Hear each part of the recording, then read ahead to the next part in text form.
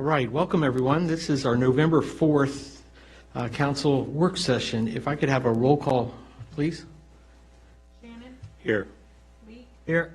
Canty? Here. Leek? Here. Edwards? Tay? All right, great. And we have also Mr. Chris Morris that who will be swearing in at 7 o'clock. So I think there was a scheduling thing that we couldn't get the clerk to be here for our 6 o'clock work session, but we'll definitely feel free to voice anything you would like to speak about. Mayor gave me permission. Yes, absolutely. Yeah. Our first item on our agenda for our work session is the discussion of the lighting options for the playground. I think I'll refer to staff, but looks like we have a few new developments with that, and just maybe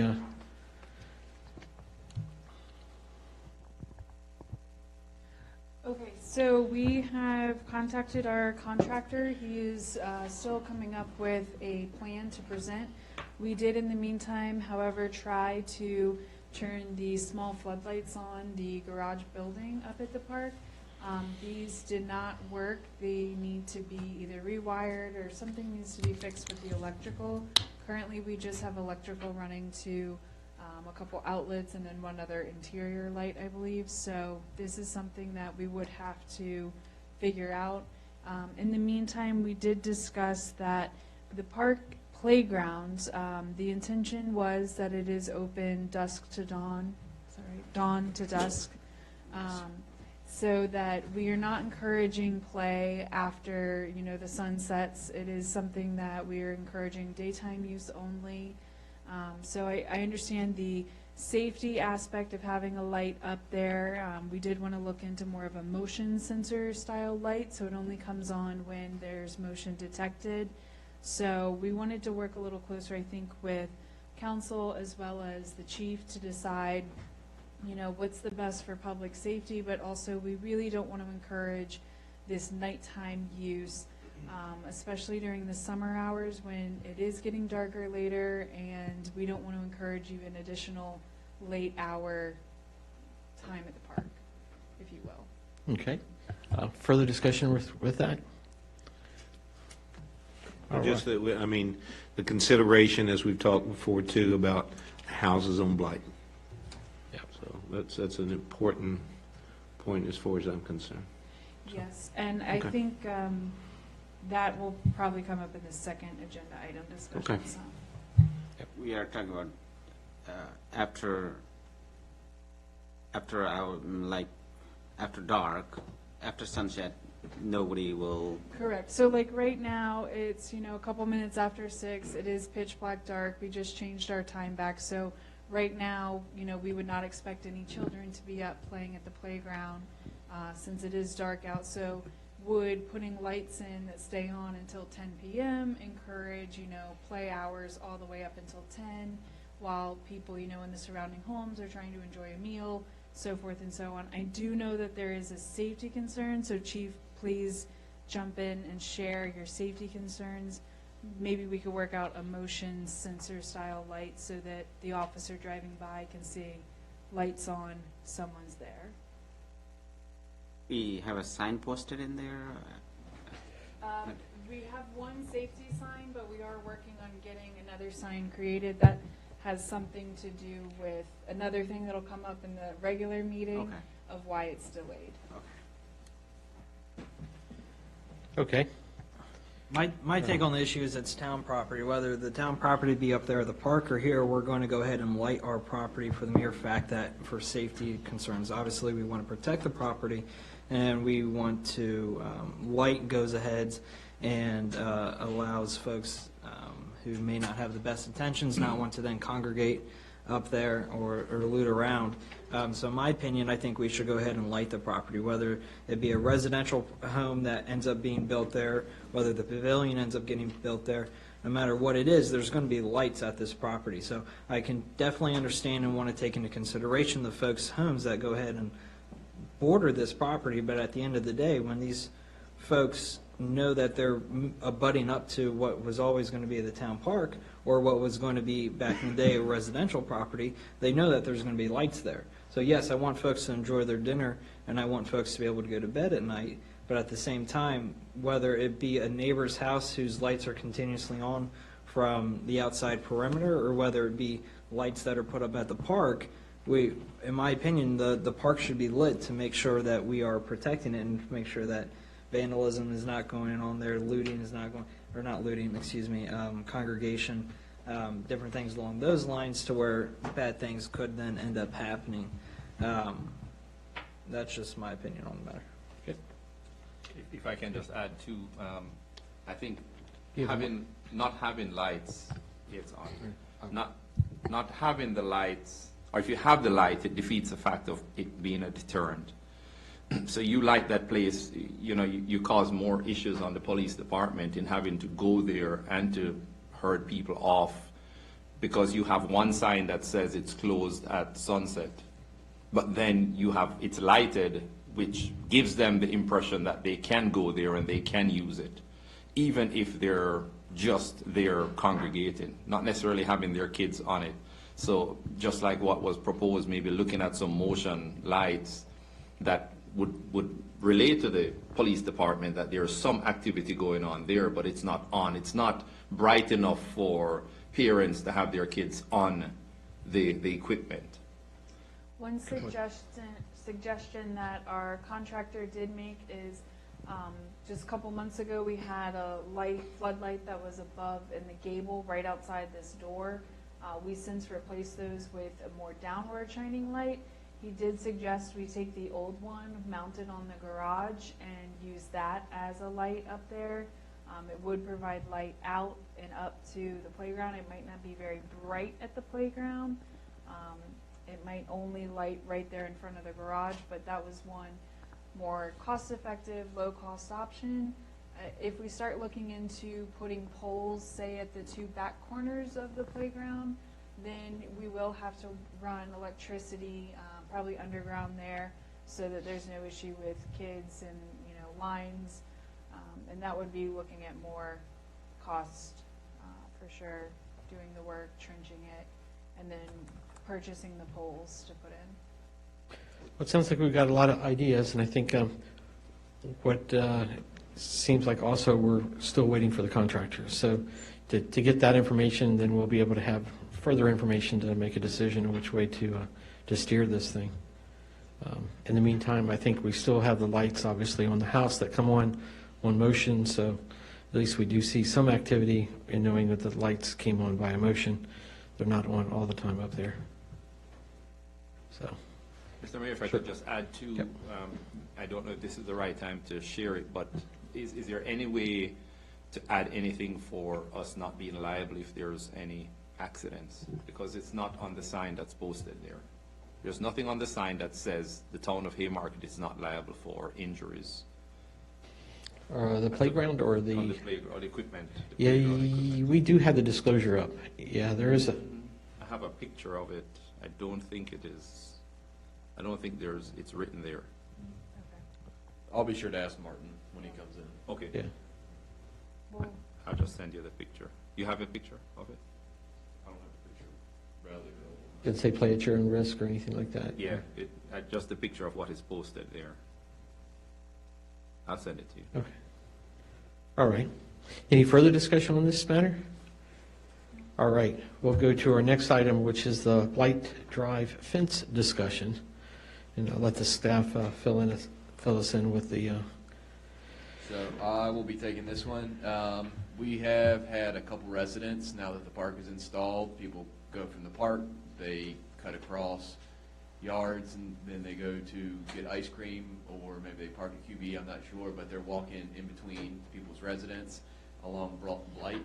So some residents asked if the town would be willing to put up a fence, and along that section of Blight next to the park, I talked to Martin about it, and basically the town has no public interest to build a fence, and in fact, we have no legal basis to spend dollars to build a fence there.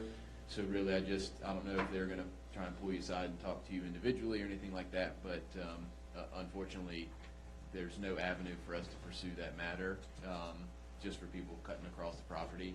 And if you have any questions about it, we could always ask Martin during his report. He can go a little bit more in depth about it. but I just wanted everybody to be on the same page moving forward. Yeah, and I don't think in any of the discussion of the park, was there ever any, even in the general development plans, that showed any type of barrier? Yeah. We talked about plants. We talked about Plants. plants and stuff at one of them, but that's not going to stop people from coming through there. I've seen it a lot lately, so I can understand their concerns. But are those homes there, are they HOA? They are. Yes. Is anything in the HOA they could not erect a fence if they wanted to? No, sir. So the in-home there on Blight in Washington has constructed a fence. Okay. They went through their HOA. They are with Villages of Haymarket. There's just phase 2, so they do follow Villages of Haymarket Okay. HOA guidelines. One thing I just wanted to add, in our park master plan, in the written documents, it was put in the narrative that it was intended to be a passive park, one that people can pass through easily on the borders. There is a designated walking path between the Villages of Haymarket and the park, so it was always intended that those living behind could easily pass into the park without coming all the way around. Now, I understand that we don't want to encourage walking along Blight and cutting through those homes, but there has been vegetation that was planted by the builder on the park property to encourage more of a buffer screen. So that's something that we as the town are maintaining on our property. A good bit of shrubbery, some trees, as well as, there are some spaces that you could pass through, but it is pretty heavily landscaped right through there. And there is one thought or concern, one of the end units that has an easement, and I think that's where there's maybe a little bit of misunderstanding, or so you have a property owner that's property doesn't actually abut up against another property, and they're using that area to walk through.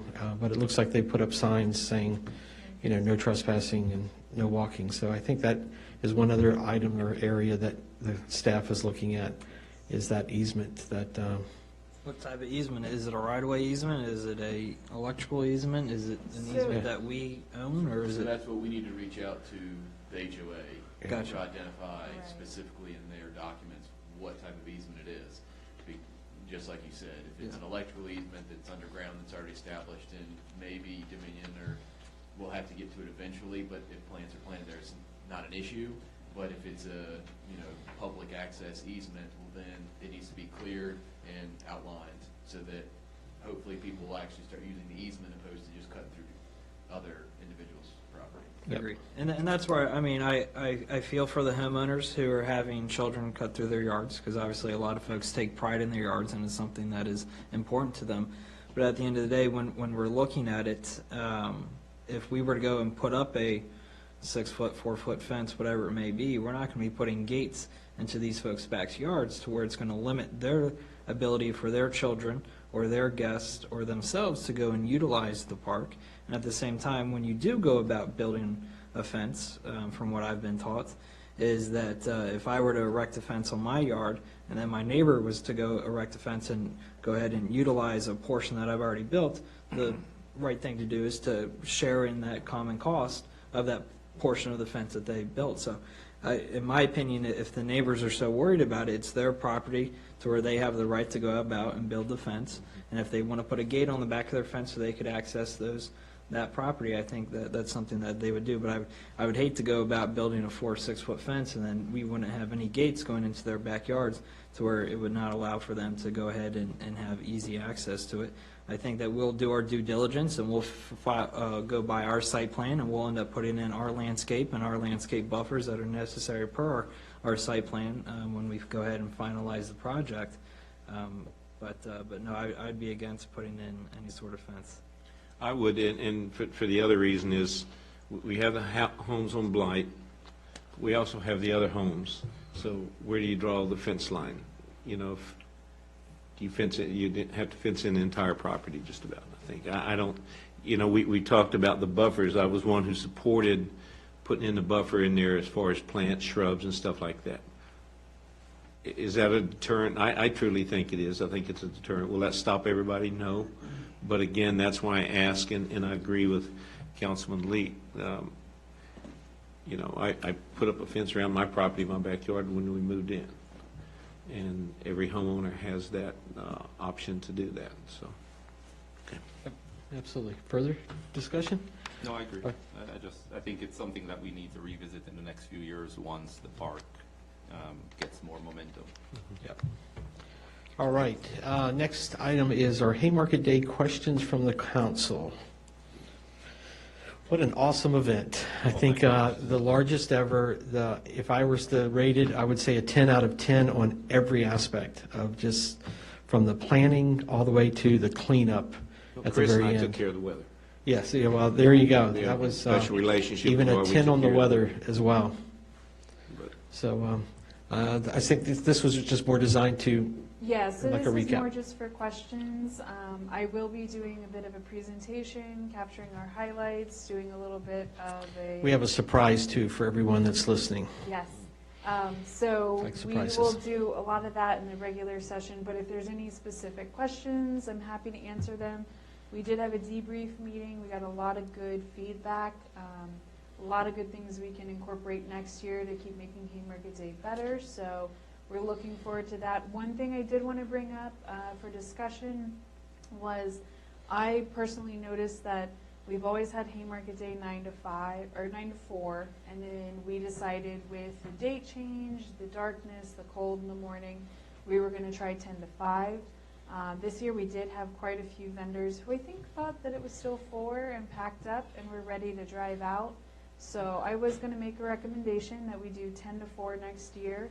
I think it's still a plenty long event, and I think with the parade in the morning, once we're done by 11:30 with the parade, you still got a lot of time for the vendors to do their thing, but also get home for dinner and put their feet up and relax, so. Of course, we don't have all the members here, but Right. out of the ones that are attending today, we could go ahead and hear. it was, Our thoughts. I thought it was phenomenal, and that's, I'll say it again, my council time tonight. The one thing, and I know it was addressed, was somehow we got to keep the parade together. Yes. We had such a lull there that people thought the parade was over, and then Chief Lands and his folks are having to go down and move people out for the rest of the parade, and that can be a problem in any parade.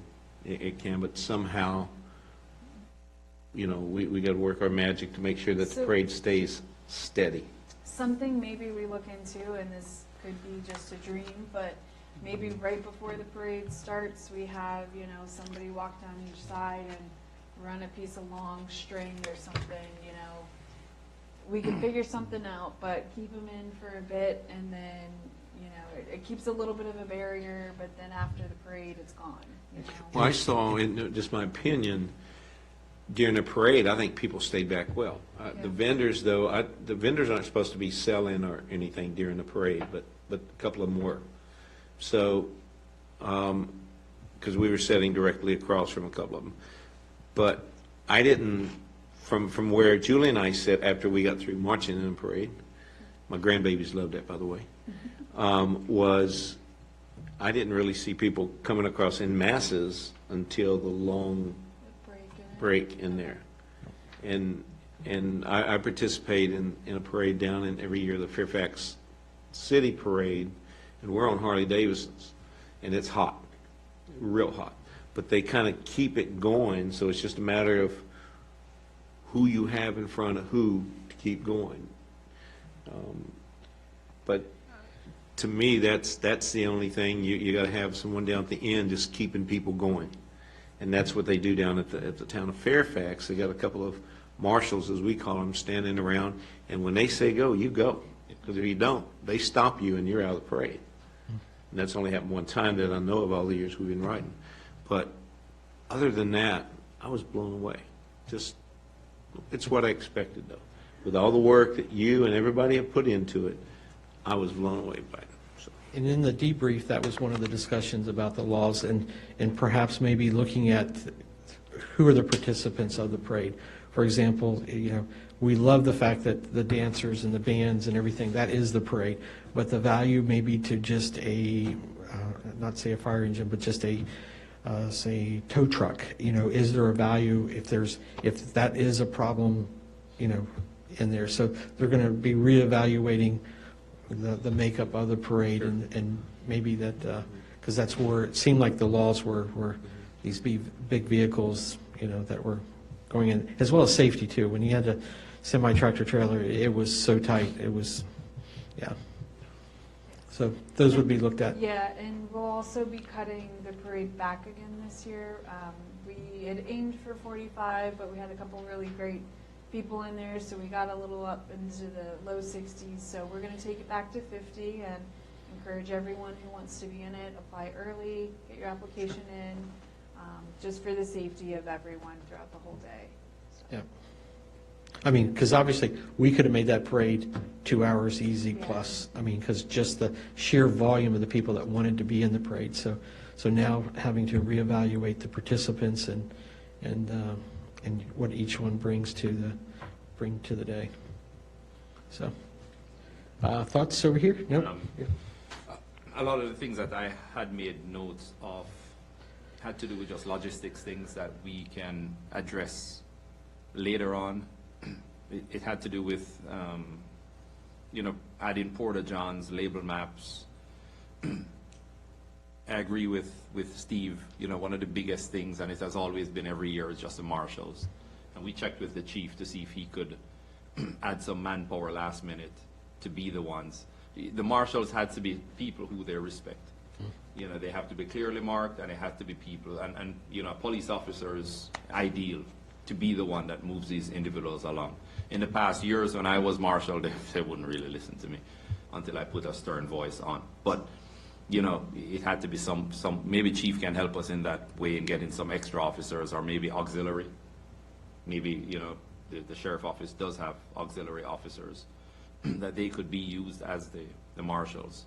But that has always been an issue, even though we did tell them this year that they should not stop and demonstrate. We still had that, and we still had the gaps.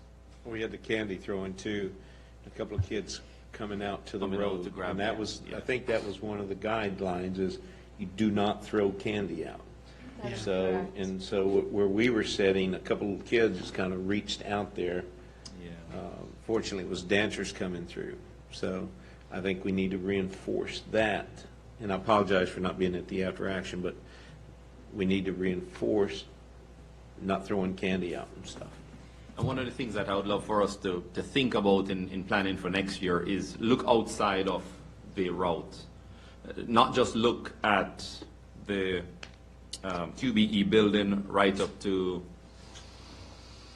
the Washington Street Realty, right at that street. Just look outside. One of the things we failed on was trash outside of the parade area. I didn't see it until the following day, trash There was one overflowing. can that we missed. Yeah, well, we didn't miss it. It was outside of the area. So it was a town of Haymarket trash can that overflowed. So I just want for us to think outside. And it would be good if, someone just took a step back, and how we did it was you just stay out and just look at it from a bird's eye view, and then you get to see the questions that may need to be addressed. But we did miss that trash can, and it overflowed for a day and a half, and we should have caught it. We should have had some trash cans out there outside of the areas, because people, they have inside the area, there are tons of trash cans to put their trash, but when they're walking, then it becomes a nuisance. So just for us to think clearer on it. Outside of that, probably, probably the best Haymarket day we've ever had. So. Absolutely. Other questions? If not, we're going to move on to our conflict of interest training. So, Chris, if you'd like to. So I sent an email earlier this evening. There's a new state code that elected officials need to complete conflict of interest training. So that webinar I sent you, as long as you all are able to complete the training by December 31st, everyone will be in accordance with it. But other than that, it's just something that you all need to do, and I just wanted to make sure that we had it on here, and I sent the email so everybody was informed. So there's a way of tracking the webinar, or is how can we make sure that everybody has complied within our? You will have to do the webinar Yeah. to find out. Okay. I have not completed the webinar, so I'm not sure if Okay. they give you a certificate at the end or not. Hopefully. Is this a state law or something? Yes, it is, Yes. sir. It is, okay. I Mandatory. mean, I'm going to take it, I'm all for it, but I'm just, It's a new statute that came in that basically, I believe it's every 2 years, elected officials need to take it. So with Okay. this upcoming election. This is the first year, so it had to be completed by December 31st, and then after each election, so basically every other year you'll need to take it. Okay. So subsequently, you'll need to continue. Okay, well, I'll make sure that that happens. Our next item is our shared mobility systems ordinance.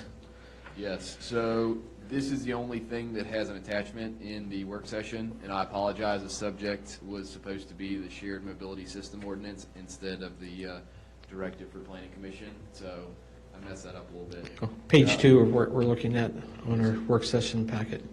So what this is the motorized scooters that you've seen in Norfolk, DC, people can rent them and then they leave them wherever.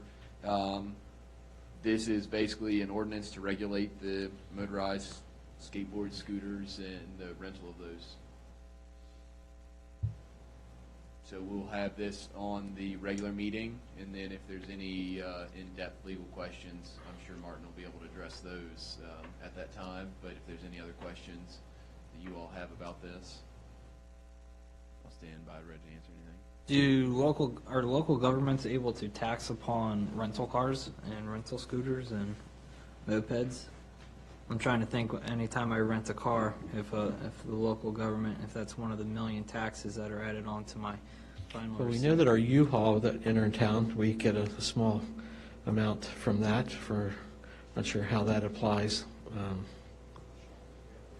Yeah, definitely a question that maybe we can ask Martin on our 7 o'clock.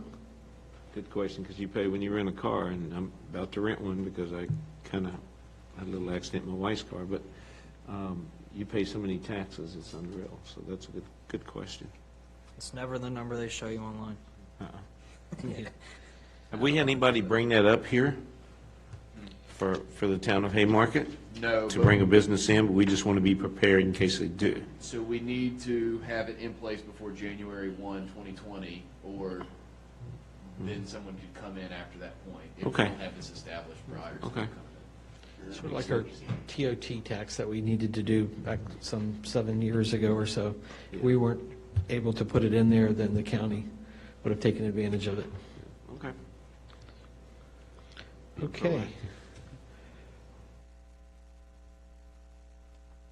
Let's see, our next item is approval of our business manager as a second signer for checks. So it's pretty self-explanatory. In the past, we had, I think it was Mr. Shiro at the time, he felt that he didn't want to, with his term, that to be a co-signer, but back in the day, we did have Kimberly, be a co-signer.